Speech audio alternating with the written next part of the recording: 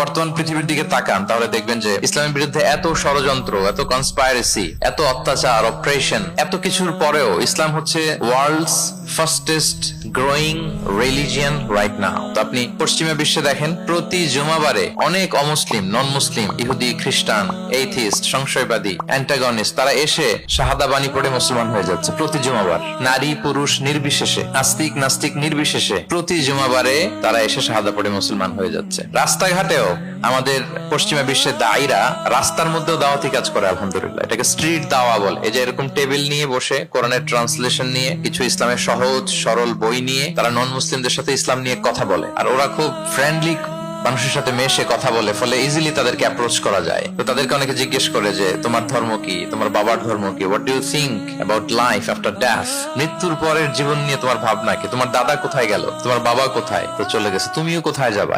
এইভাবে যখন জিজ্ঞেস করে নন মুসলিমদেরকে, তাদেরকে যখন ভাবায়, ভাবাতে ভাবাতে ভাবাতে ভাবাতে ইসলামের বাণীগুলো যখন তাদের সামনে পেশ করে, তারা যখন কনভিন্সড হয়, অনেক ক্রিশ্চিয়ান, অনেক জুইশ, অনেক নন মুসলিম ওই রাস্তার ওই দাওয়া কাজের মধ্যে, স্ট্রিট দাওয়াতেই ওইখানেই ঘোষণা দেয় আশহাদু আল্লা ইলাহা ইল্লাল্লাহ ওয়া আশহাদু আন্না মুহাম্মাদান আবদুহু ওয়া রাসূলুহু।